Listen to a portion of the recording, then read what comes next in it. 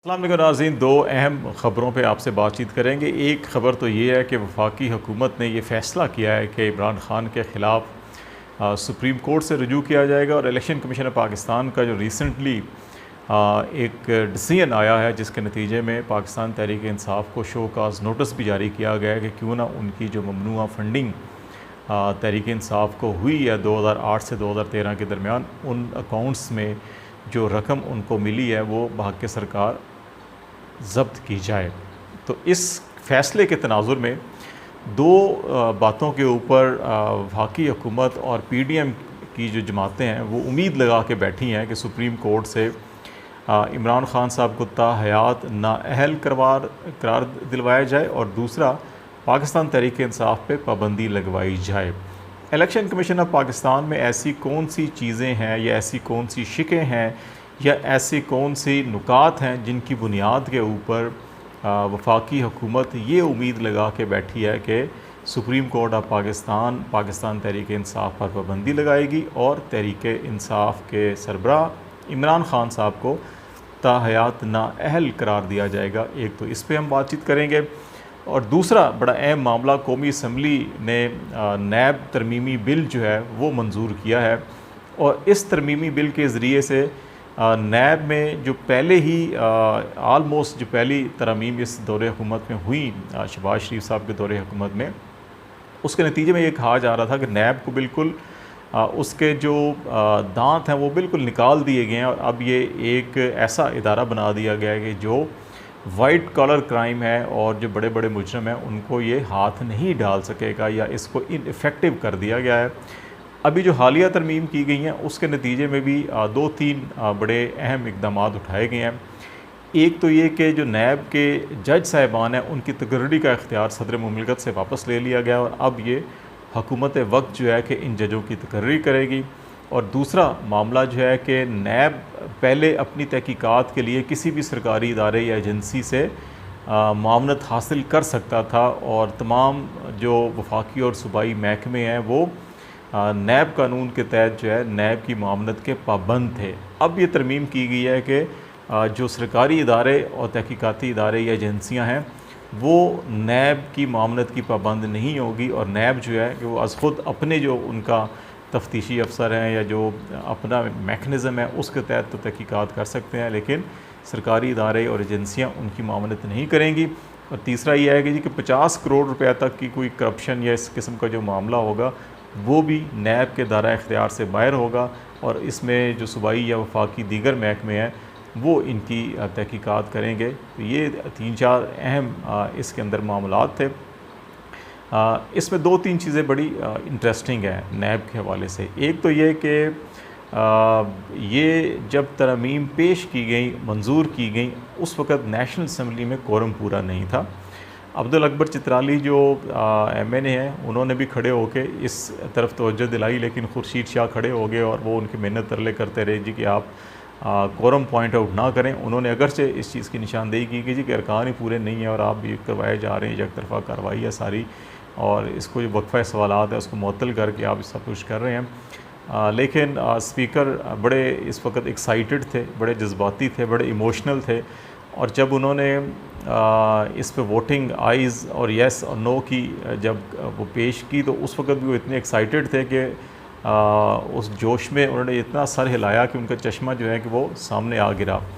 इस वक्त फहमीदा मिर्ज़ा जो थी GDA की रुकन कौमी असम्बली, उन्होंने भी खड़े होकर इस किस्म की निशानदेही की, लेकिन इसके बावजूद ये सब कुछ हो गया।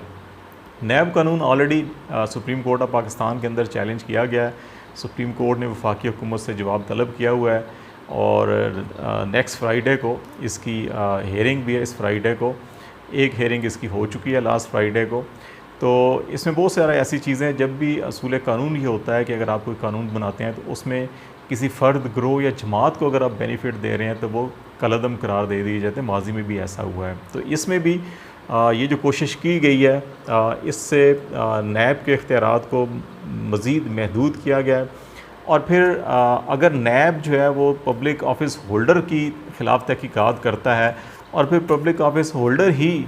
अगर नैब के जज लगाएंगे तो फिर इसमें भी जो असूल कानून है उसकी नफ़ी होती है। तो यही वजह है कि सदर मुमलिकत के पास ये इख्तियार था मेरा ख्याल है कि इसमें तरमीम अगर की जानी चाहिए थी तो इसको जुडिशरी के अंडर कर देते, और जिस तरह से जजेस की बाकी तकर्रियाँ होती हैं कि उसी तरह से ये भी अगर मुतलका हाई कोर्ट के चीफ़ जस्टिस साहिबान की मुशावरत और उसको शामिल किया जाता तो ज़्यादा बेहतर था। बहरहाल इसको अब देखना होगा कि सुप्रीम कोर्ट इस मामले में क्या करती है।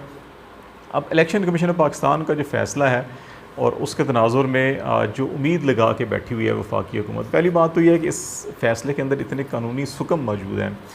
ये फ़ैसला जब दिया गया तो इसमें एक चीज़ असूल तय किया गया जी कि ये फ़ॉरेन फंडिंग नहीं है, ये ममनुआ फंडिंग है, और पाकिस्तान का जो पॉलिटिकल पार्टीज़ ऑर्डर 2002 है उसकी 6(3) के तहत जो है कि ये फ़ैसला लिखा गया था, और उसके तहत यही है कि अगर आप कोई बैरून मुल्क से कोई ममनुआ फंडिंग लेते हैं तो वो भाग के सरकार ज़ब्त होगी, और उसी का शोकाज़ नोटिस जारी किया गया। लेकिन वफाकी हुकूमत जो है कि इसी फ़ैसले में जो इमरान खान साहब का बैंक अकाउंट्स और ऑडिट रिपोर्ट जो होती है उसके ऊपर एक सर्टिफिकेट दिया जाता है कि अच्छा जी कि मेरी इल्म के मुताबिक ये जो मालूमात फराम की जा रही है दुरुस्त हैं। उस सर्टिफिकेट को गलत करार दिया गया, एक जुमला ये लिखा गया और कहा गया जी आर्टिकल 17(3) की ये वायलेशन है। उस बुनियाद पे वफाकी हुकूमत जो है कि ये उम्मीद लगाई बैठी है जी कि उसको एफिडेविट करार देकर सुप्रीम कोर्ट में पेश किया जाए और कहा जाए कि आर्टिकल 62-63 की ये नफ़ी है और उस पर इमरान खान साहब पूरा उतरते नहीं है, ये झूठ बोला गया, इसलिए उनको नैल करार दिया जाए। और इससे पहले सुप्रीम कोर्ट मुतअद्दिद फ़ैसलों में एफिडेविट और सर्टिफिकेट के अंदर जो डिफरेंस है वो उसकी हदें मुकर्रर कर चुकी है। लेकिन मेरा ख़्याल है कि वफाकी हुकूमत भी और PDM की लीडरशिप भी जानती है कि जिन बुनियादों के ऊपर वो केस सुप्रीम कोर्ट में लेके जा रहे हैं उसके ऊपर उनको रिलीफ नहीं मिलेगा। लेकिन केस इसलिए लेके जा रहे हैं कि वो पहले ही जिस तरह से एक शोर शराबा उन्होंने मार्केट में किया हुआ है, एक बयानिया बनाने की कोशिश कर रहे हैं कि जी कि सुप्रीम कोर्ट का फुल बेंच बनाया जाए। इस दरख्वास्त में भी कहा जाएगा जी फुल बेंच बनाया जाए। और दूसरा फिर ये है कि ये जजेस जो हैं कि उस PTI को मुसलसल रिलीफ दे रहे हैं कि उस बयानिए को थोड़ी तक़वियत देने की कोशिश की जाएगी ताकि ये जब केस दायर हो तो इस पे मज़ीद शोर शराबा किया जाए और पॉलिटिकल गेम की जाए। इलेक्शन कमीशन ऑफ पाकिस्तान ने भी अपने फ़ैसले में जहाँ पे क्लियरली कह दिया कि ममनुआ फंडिंग है और ये PPO 2002 की जो आर्टिकल 6(3) के तहत डिसीजन है, तो फिर इसमें ये 17 आर्टिकल को लाने की कोई ज़रूरत भी नहीं थी। लेकिन ये एक मेलाफाइडी इंटेंशन नज़र आती हैं PTI का, और